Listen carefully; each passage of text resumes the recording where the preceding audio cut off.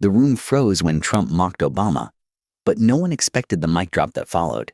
The cameras caught every second, the kind of moment that makes the air heavy, where even the hum of background noise feels like thunder. Bright studio lights bore down, casting sharp outlines across the stage, while millions at home leaned closer to their screens. You could almost feel the collective intake of breath. There they were, two men locked in a split-screen image. The former president, calm and steady, a quiet storm brewing behind his measured gaze, and his rival, brash, leaning forward, a smirk curling into something sharper, feeding off the tension like a boxer taunting before the bell. Trump's words were not just an attack. They were designed to sting, a crafted jab meant to belittle and demean. The crowd shifted uneasily. Some chuckled nervously, others frowned, but no one missed the bite in his tone. For a moment, it felt like the insult might hang unchallenged, that the sheer audacity would dominate the stage. But the camera didn't just stay on Trump. It panned back to Obama, his eyes narrowing ever so slightly, his lips pressed into a line of composure. Viewers online erupted instantly. Twitter lit up with disbelief. Did he really just say that? Memes, hashtags, outrage began to swell before the moment was even finished. This wasn't just political theater. It was something larger, something symbolic, arrogance challenging dignity, ego clashing with patience. And yet, no one knew the spark that was about to ignite. The silence that followed Trump's remark wasn't weakness. It was the pause before the storm, the hush before a voice cuts through and flips the balance of the room. Because this wasn't just about one man throwing insults. It was about whether a bully could claim the stage unchecked. It was about who would have the courage to answer, and answer in a way that could not be ignored. What came next wasn't simply words. It was a mic drop heard across the nation, a turning point that shifted the energy in the room and across living rooms everywhere. But this was only the beginning. What came next would flip the script. America was already standing on a razor's edge. The political climate was toxic, every headline sharpened like a blade, every tweet a grenade tossed into the public square. Families weren't just divided at dinner tables, they were fractured across entire communities. Friendships collapsed under the weight of partisanship. Every debate, every rally, every press conference had become more than politics. It was identity. It was belonging. It was survival. And that's why this exchange mattered so much. It wasn't just one man mocking another. It was the face of arrogance taking aim at the idea of dignity itself. Trump's smirk wasn't just for Obama. It was for everyone who believed in patience, intelligence, and grace as strengths. To mock Obama on live television was to mock the millions who saw in him a reflection of their own hopes, struggles, and hard-earned pride. The split-screen image told the story better than any headline could. On one side, brashness, bravado, the loud theater of insult politics. On the other, stillness, restraint, and the weight of history sitting behind steady eyes. This was more than a clash of personalities. It was a symbolic collision, the America that thrived on division versus the America that demanded dignity. Every household watching felt it. In living rooms from New York to Los Angeles, from Chicago to Houston, the silence was suffocating. Parents who had once told their children that leadership was about respect now wondered how to explain this circus. Young immigrants who had looked up to Obama as proof that America could open doors felt the sting of that mockery like a personal wound. This wasn't just banter. It was an assault on belonging itself. The media feeds exploded. Clips replayed in real time, sliced into 15-second bursts that spread like wildfire. Outrage met celebration. Commentators clashed in panels where voices overlapped and fists clenched against desks. Half the nation fumed, the other half cheered, but nobody looked away. Because this wasn't just political theater anymore, this was America's identity being tested on camera. And here was the turning point. The realization that silence could no longer be interpreted as weakness. Every viewer leaned closer, holding their breath, waiting to see if Obama would fire back, and if so, how? Because a simple retort wouldn't be enough. Not here. Not in this moment. What he said next would either restore dignity or surrender it completely. It was more than politics. It was about who gets to define what strength looks like in America. Is it the loudest voice in the room, or the one that carries itself with quiet certainty? Is it insults that land like cheap punches, or composure that slices sharper than any weapon? The stakes couldn't have been higher. If Obama faltered, even for a second, the narrative would belong to Trump. The headlines would write themselves. Mockery wins. Dignity defeated. And for millions watching, people who had grown up told that their accents, their names, their skin color were somehow less, It would feel like their dignity had been mocked too. And that's why, when Obama finally leaned forward, eyes locked on his rival, the air seemed to crackle. The audience straightened in their seats. Viewers at home could feel their pulse quicken. This was no longer just a debate. This was history in motion. Because if you missed what happened next, you missed history being made. Donald Trump has never been subtle. His style has always thrived on being loud, brash, and unapologetically provocative. Long before he stepped into politics, his name was already tied to spectacle. Whether it was plastered across gleaming towers, golf resorts, or reality TV stages, Trump wasn't just a brand. It was a performance. And at the heart of that performance was one simple weapon: mockery. Trump discovered early that insults were not just jabs, they were tools of dominance. On television, in interviews, at rallies, and especially on Twitter, he honed the art of humiliation into something like a sport. He branded opponents with nicknames designed to stick like glue: Crooked Hillary, Sleepy Joe, Little Marco. It wasn't sophisticated policy debate. It wasn't nuanced critique. It was blunt force ridicule, crafted to trigger a reaction, to rattle opponents, and to ignite his base with laughter. To Trump, politics was never a chess match of ideas. It was a wrestling ring, a place where bravado mattered more than logic and spectacle mattered more than truth. The louder the insult, the more it spread. The more outrageous the claim, the faster it went viral. And Trump knew it. His strategy was simple: say the unthinkable, watch the media amplify it, then bask in the spotlight as critics scrambled to respond. But behind the laughter and cheers, his approach carried deep contradictions. He styled himself as the outsider, the rebel tearing down political correctness, but lived a life steeped in privilege and wealth. He mocked elitists, yet flaunted golden penthouses and private jets. He claimed to be the voice of the forgotten, but relished humiliating anyone who dared challenge him, from journalists to senators, from celebrities to ordinary citizens in his path. This pattern wasn't accidental. It was deliberate. Trump thrived on provocation because it created control. By mocking his opponents first, he dictated the tone of the conversation.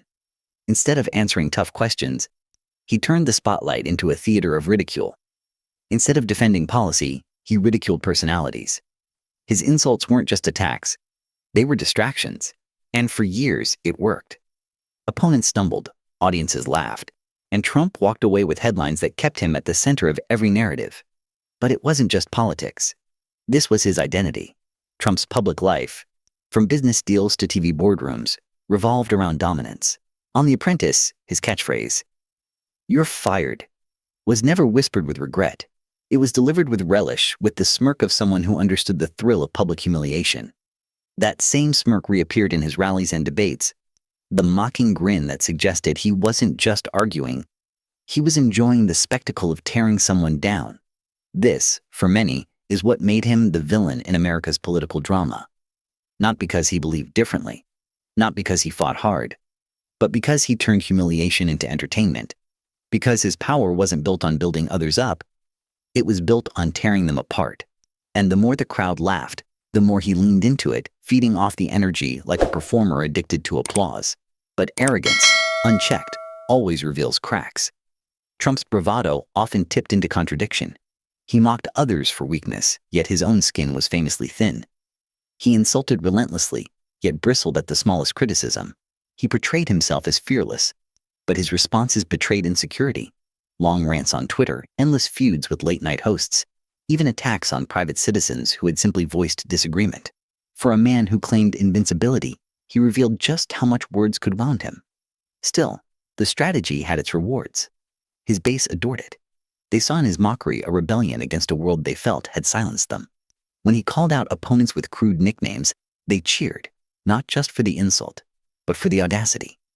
Trump's style gave them permission to laugh at the powerful, to dismiss critics as clowns, to embrace anger as strength. And he reveled in that role.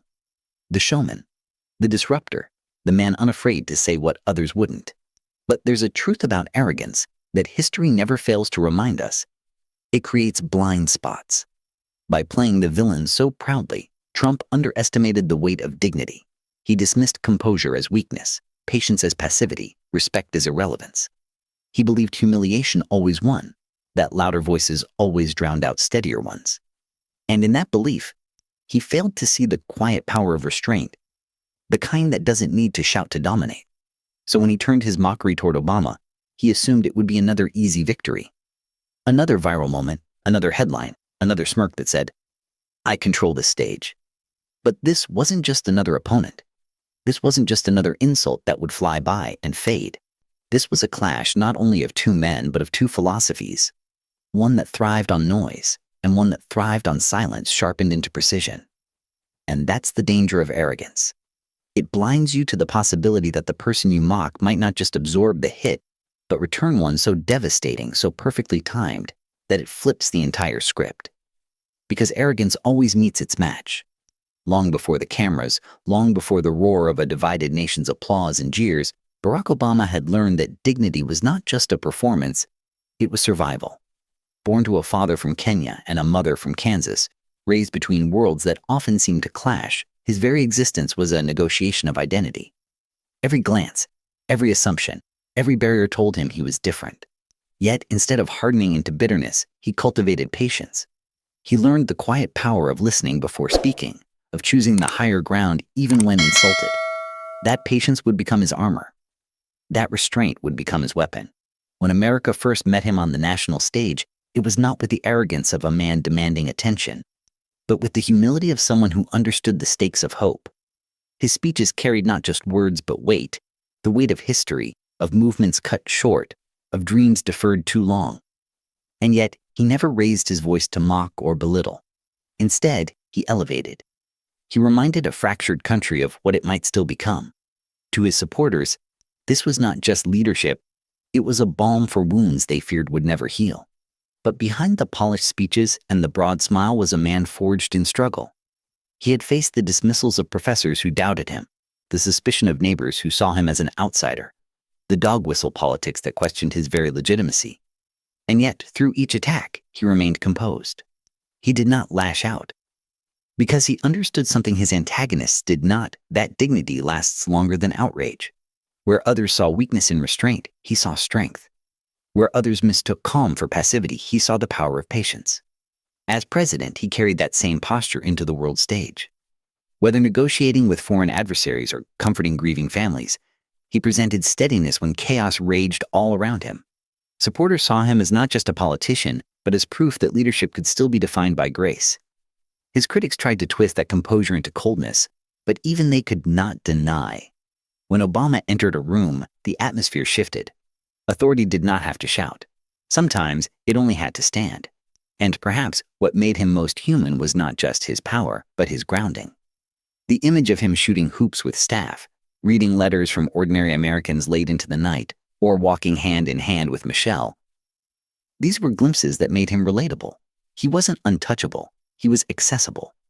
He wasn't only a figure on the world stage, but a father telling bedtime stories, a husband steadying his family against storms of scrutiny. For millions, that humanity was the heart of his strength.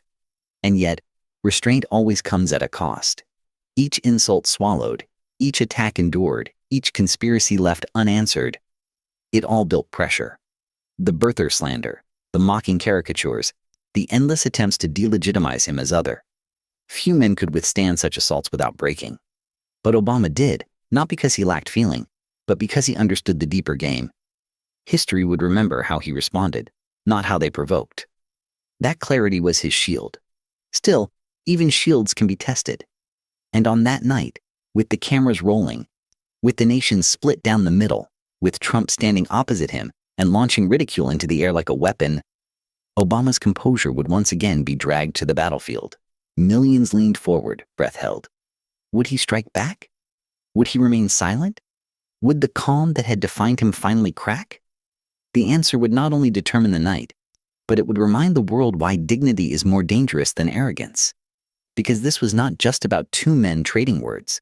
It was about what kind of leadership America would choose to honor. Would it reward provocation or perseverance?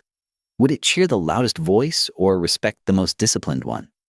In Obama, supporters saw their reflection, people who had been underestimated, doubted, dismissed, yet still endured.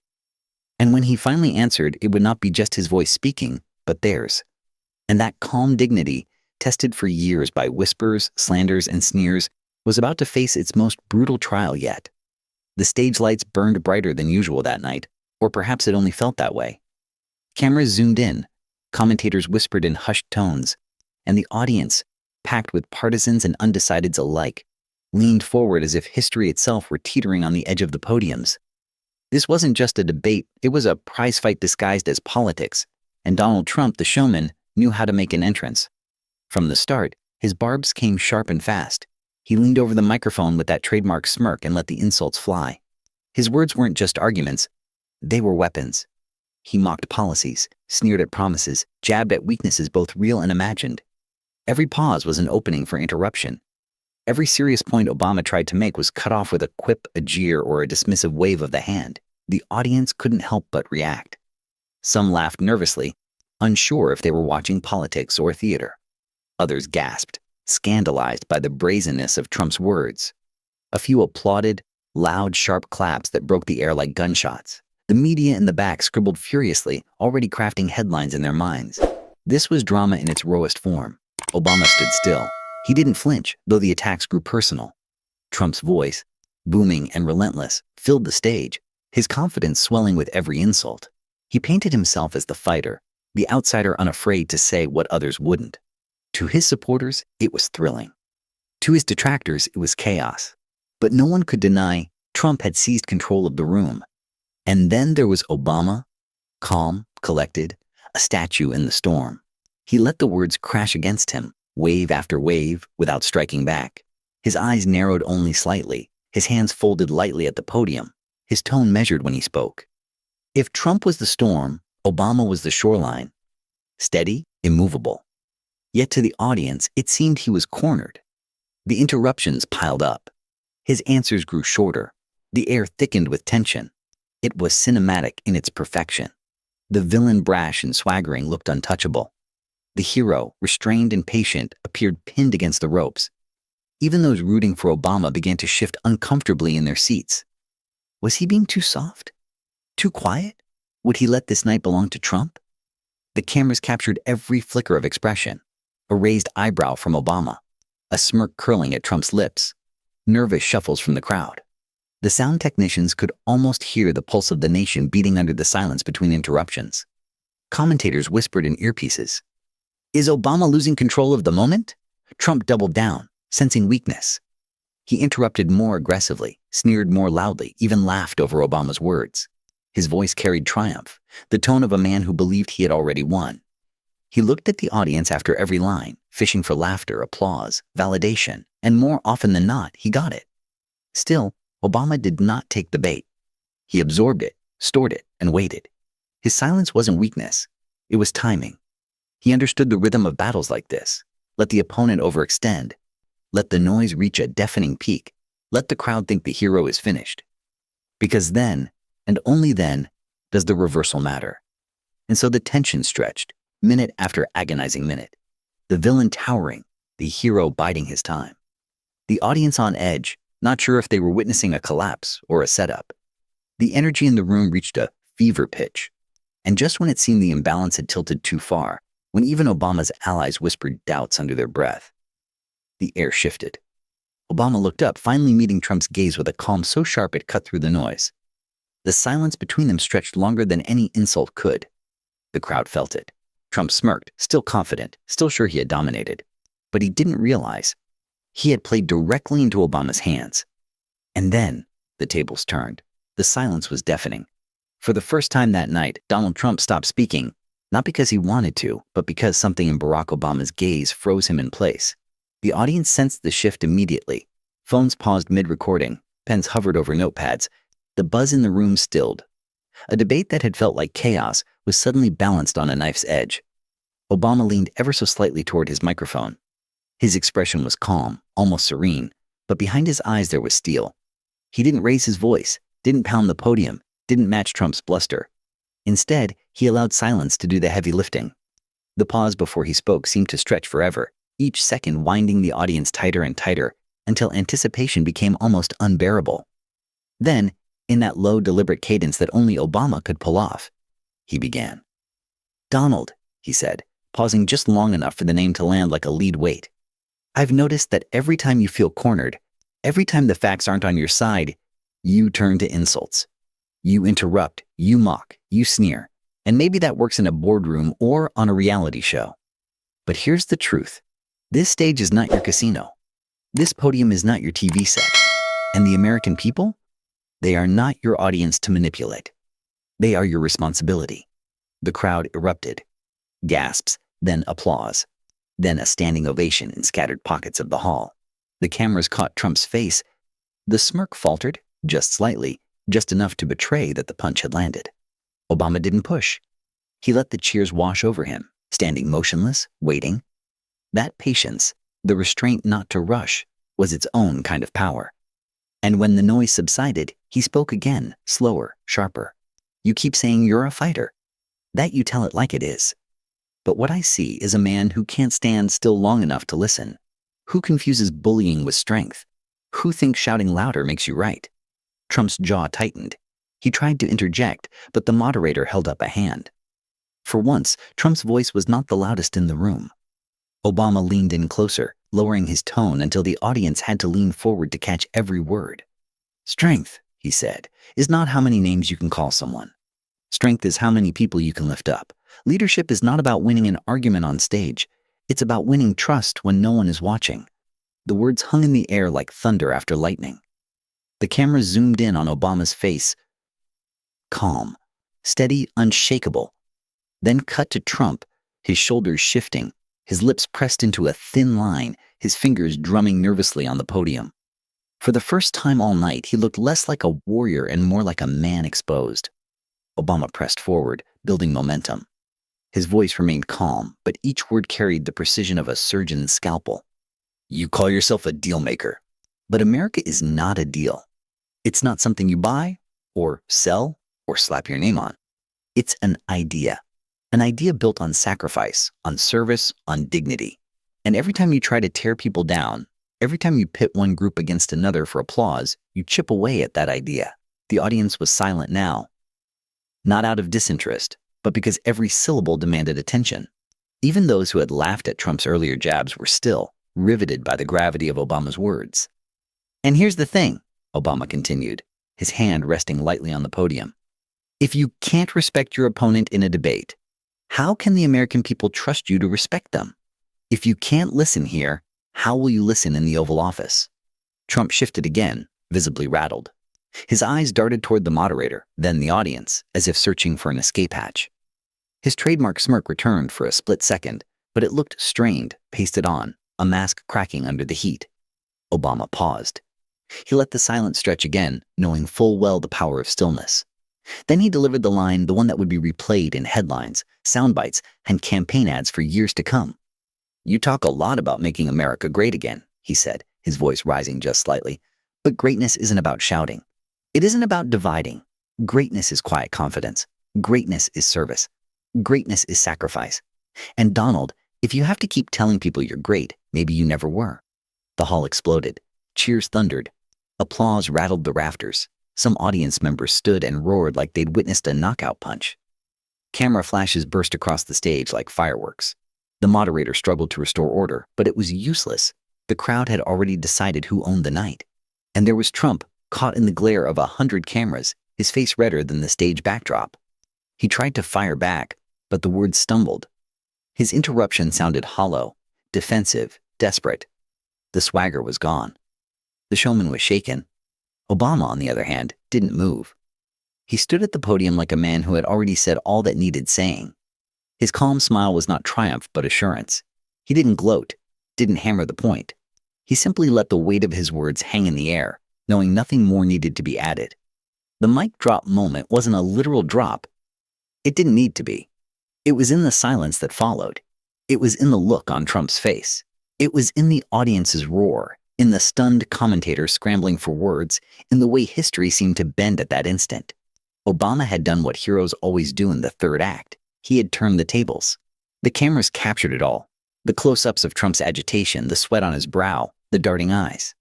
The close-ups of Obama's composure, his measured breathing, the slight tilt of his head that signaled quiet dominance. The contrast was cinematic perfection, the rattled villain against the unshaken hero. For years to come, political analysts would replay that moment, dissecting the pauses, the silences, the precision of each line. But for those who were in the room or watching live, no analysis was needed. They had felt it. They had seen the scales shift.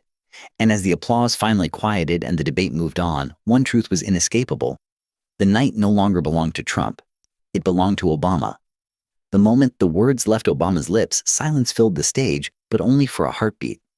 Then the hall erupted, a tidal wave of gasps, cheers, and stunned murmurs. Cameras zoomed in on Trump, whose expression betrayed something rarely caught on tape: hesitation. For once, the showman seemed unsure. And in that hesitation, history was already being written. Within minutes, the internet lit up like wildfire. Clips of the exchange flooded Twitter, TikTok, and YouTube, spreading faster than any campaign ad ever could. The hashtags were instant: #ObamaMcDrop, #TrumpShook, #DebateHistory. Memes sprouted like spring blooms. Obama's calm stare turned into reaction gifs, his final words edited into cinematic montages with bass drops. In living rooms and group chats across America, people replayed the moment again and again, savoring the rare sight of Trump caught off guard. For progressives, the reaction was electric. A sense of validation pulsed through the timeline. Finally, someone said it, became the refrain, echoed by voices that had long waited for a pushback rooted not in rage, but in dignity. For immigrants, for young voters, for those tired of mockery and insult politics, the clip wasn't just entertainment, it was a release. It was proof that poise could still triumph over provocation.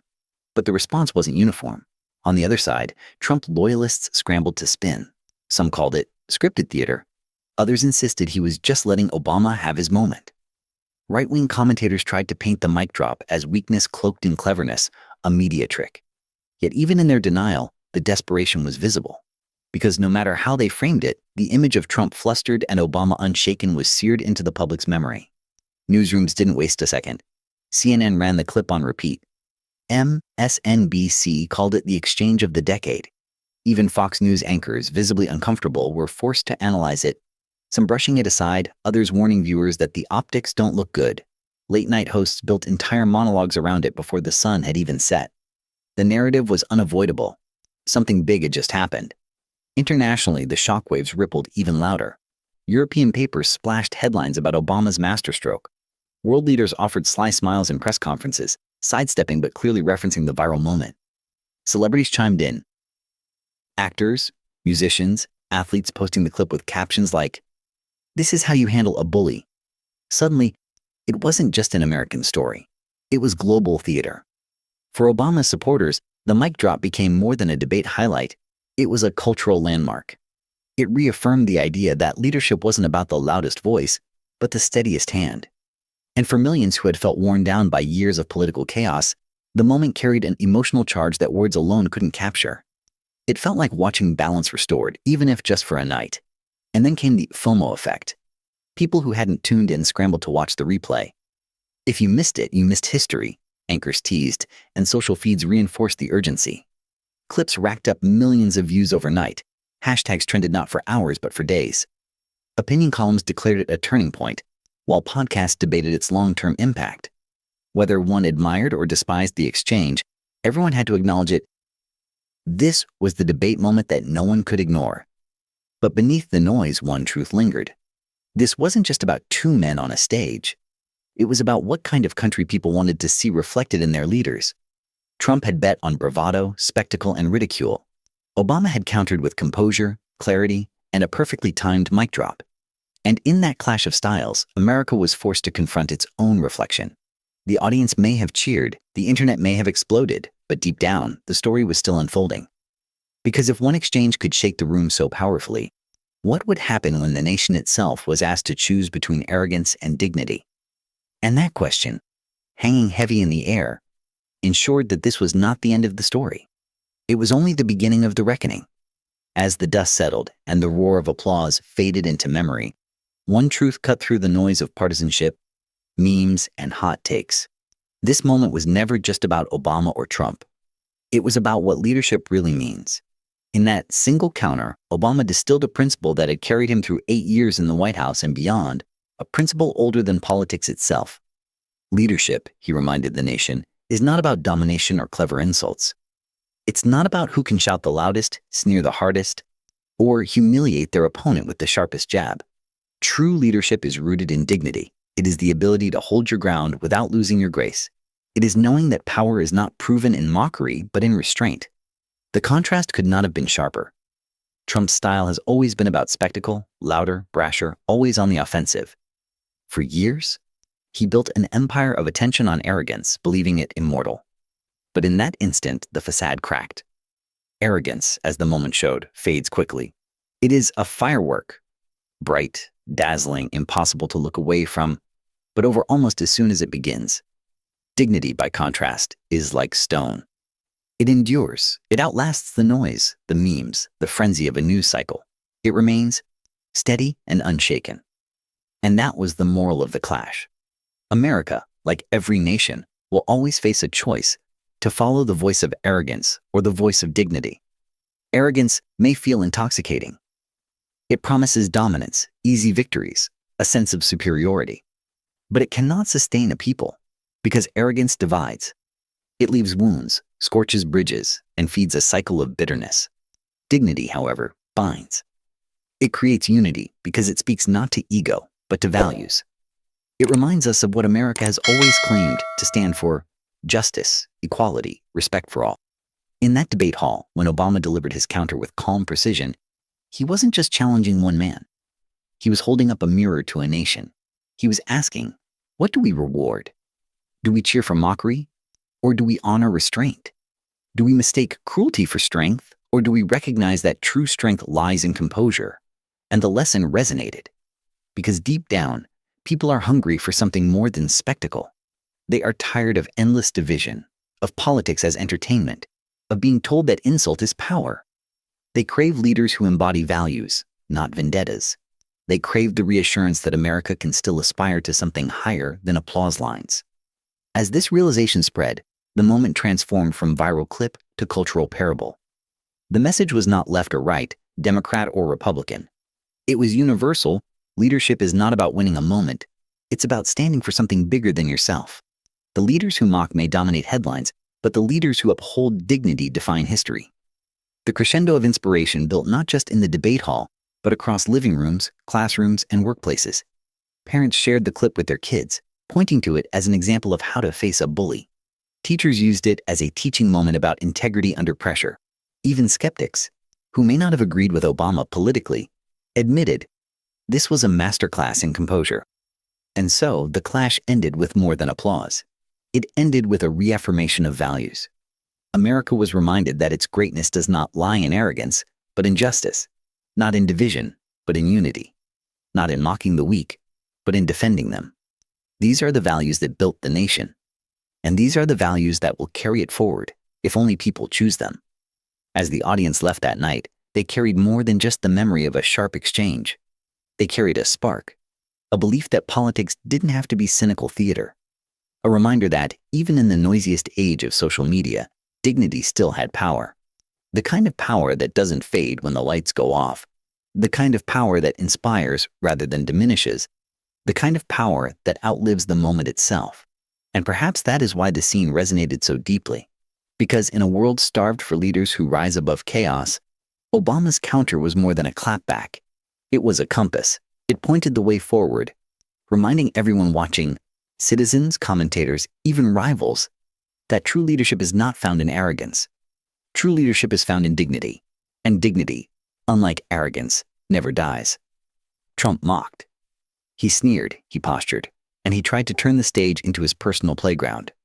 But when the moment came, when history demanded a response, it wasn't the loudest voice that carried the night. It was the calm, steady voice of dignity. That mic drop wasn't just a comeback. It was a reminder that arrogance may roar, but truth echoes louder and longer. Across living rooms, news feeds, and global headlines, people weren't just watching a debate anymore. They were witnessing a lesson, a contrast carved in real time between insult and integrity, between mockery and leadership. And no matter where you stood politically, one fact was undeniable. The world paused when dignity answered arrogance, and arrogance faltered. This wasn't about two men trading blows. It was about what kind of leadership we choose to admire, and what kind of future we want to build. Because while mockery fades into noise, dignity endures. While arrogance divides, truth unites. And when history looks back, it won't remember the jeers. It will remember the moment dignity stood tall and silenced them. So if you believe in that truth, if you felt that power, don't just nod and move on. Stand with it. Share it. Subscribe to this channel. Add your voice to this community and keep pushing for leadership rooted in honor, not spectacle. Because every share, every comment, every voice adds to the echo of dignity that mockery can never drown out. Because in the end, dignity always wins.